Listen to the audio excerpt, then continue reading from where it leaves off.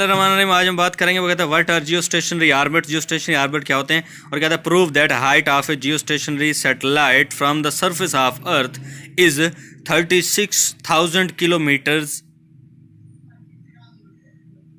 ठीक है, तो ये बात वो कहता है आपने प्रूव करनी है कि ज़मीन की सरफेस से ऊपर जो सैटेलाइट मूव कर रहा है वो कितने किलोमीटर दूर होता है? 36,000 किलोमीटर। देखिए, सबसे पहले हमें पता होना चाहिए जियो स्टेशनरी ऑर्बिट्स होते क्या हैं। तो वो कहता है those orbits in which the time period of orbital motion of satellite is equal to the time period of spin motion of earth about its own axis. वो कहता है कि जो टाइम पीरियड हो ज़मीन का अपने एक्सिस के गिर्द घूमने का और सैटेलाइट का उस ज़मीन के गिर्द घूमने का, वो टाइम पीरियड दोनों का बराबर होना चाहिए।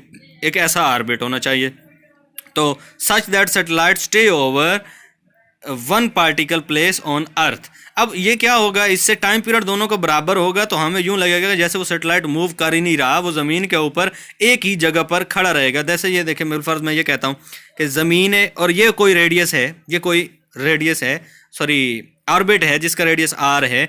इस पर मैं अगर सैटेलाइट छोड़ता हूँ तो जितना ज़मीन मूव करेगी, बिलफर्ज मैंने सैटेलाइट यहाँ छोड़ा, ज़मीन का भी एक्सेस और इसका भी एक्सेस बिलफर्ज यहीं पर था। अब थोड़ी देर बाद में देखता हूँ कि ज़मीन ने मूव किया और इस पॉइंट पर पहुँच गई, और सैटेलाइट ने मूव कर रही ऐसे किया कि वो भी इस पॉइंट पर पहुँच गया। थोड़ी देर बाद फिर देखता हूँ तो क्या वो सैटेलाइट भी यहाँ पर पहुँच गया और ज़मीन ने भी मूव करके यहाँ पर अपना एक्सेस बना लिया। तो मैं यूं ही देखता हूँ कि ज़मीन और सैटेलाइट दोनों एक साथ ऐसे मूव करते हैं, मुझे लगता है कि उन्होंने मूव किया ही नहीं, वो साकिन हैं। तो ऐसे ऑर्बिट जो होंगे वो क्या कहलाएंगे? Stationary orbit, geostationary orbits. ठीक है, इसके एक्सप्लेनेशन में जाते हैं, बात देखते हैं।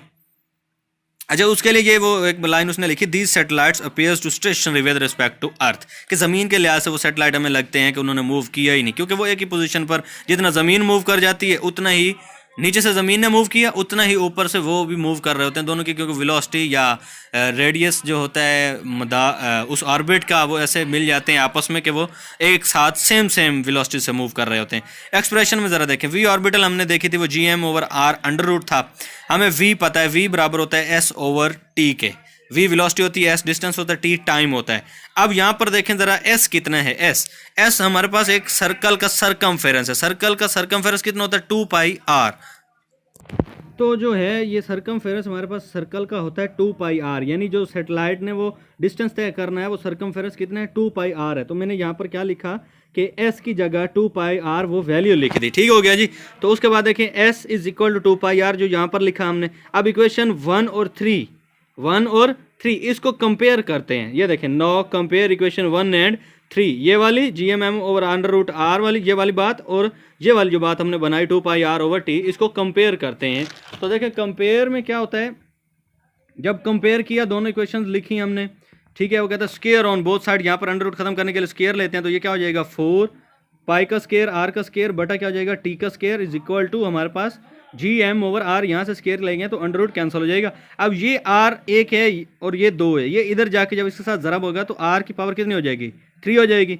ठीक है, ये वाली बात इधर ज़रब हो रही है r के साथ, ये इधर आके डिवाइड हो जाएगी, और ये वाली बात t स्क्वायर इधर डिवाइड हो रहा है, इधर जाके इसके साथ मल्टीप्लाई हो जाएगा। तो ये हमारे पास Gmt²/4π स्क्वायर आ जाता है। तो r इज इक्वल टू यहाँ पर 1/3 है, तो इसका भी 1/3 करेंगे, 3 से 3 कैंसिल हो जाएगा, और इधर सारे का सारा अगर इधर करेंगे तो इधर भी 1/3 करेंगे ना, तो इसकी पावर में 1/3 वैसे आ जाएगा, इधर से 1/3 क्या हो जाएगा? कैंसिल हो जाएगा। तो यहाँ पर r is equal to g की वैल्यू लिखी हमने, g कांस्टेंट है ग्रेविटेशनल, और यहाँ पर m मास ऑफ अर्थ है, और उसके बाद t टाइम जो है ये 24 घंटे होने हैं। एक दिन का हम उसका चेक कर रहे हैं, 1 डे। तो एक दिन में होते हैं 24 घंटे, 24 घंटे के आप 60 से ज़रब करोगे, फिर मिनट निकलेंगे, मिनट को 60 से ज़रब करोगे तो ये आपका 86,400 ये सेकंड आ जाएंगे। यहाँ पर सेकंड की वैल्यू पुट की, तो ये जब सिंप्लीफाई हम बात करते हैं तो रेडियस हमारे पास निकल आता है 4.23 क्रॉस 10⁻⁴ किलोमीटर, यानी रेडियस कितना निकल आया तकरीबन। अब ये जो है द हाइट, उसके बाद हमने ये देखना है कि वो सरफेस ऑफ अर्थ, ये बात थी सरफेस ऑफ अर्थ तक। अब वो अर्थ से ऊपर कितना एक हाइट पर है वो चेक करते हैं। देखें, the height of satellite from the surface of अर्थ, वो बात फिगर से भी हम अगर वो बात चेक करेंगे तो वो आती है small r equal to h plus capital R। हमें हाइट फाइंड आउट करनी है तो हाइट को एक साइड पे कर लें, ये वाला r उधर जाके क्या हो जाएगा माइनस, तो स्मॉल r माइनस हो गया capital R। h is equal to देखे 4.23 क्रॉस 10⁻⁴ जो हमने स्मॉल r की वैल्यू निकाली, माइनस करेंगे कैपिटल आर जो होता है 6.4 क्रॉस 10⁻³ ठीक है। इनको अगर साइंटिफिक नोटेशन की मदद से खत्म करें, सिंपलीफाई करें, तो ये बात ये तकरीबन ये हमारे पास आ जाता है 42,300 माइनस 64,100 ठीक है। तो इसको माइनस करें तो अप्रॉक्सीमेटली ये कितना आता है 36,000 किलोमीटर। यही वो प्रूफ था जो हमने करना था कि वो अबव द सर्विस कितने डिस्टेंस पर होता है, 36,000 किलोमीटर पर होती है। अब इसके यूजेस क्या है कि ये सैटेलाइट्स जो है ये यूज़ क्यों किए जाते हैं। देखिए पहला तो एक कम्युनिकेशंस के लिए ये यूज़ किए जाते हैं, दूसरा वेदर फॉरकास्टिंग के लिए भी यही सैटेलाइट्स यूज़ होते हैं, तीसरा है मिलिट्री पर्पस जो होते हैं, आर्म्ड फोर्सेस के जो पर्पस होते हैं उनके लिए भी यही सैटेलाइट यूज़ किए जाते हैं। उम्मीद करता हूँ मेरा आज का लेक्चर आपको समझ आया होगा। अगर कहीं से समझ नहीं आई तो आप नीचे मुझसे कमेंट में पूछ सकते हैं। अल्लाह हाफिज़।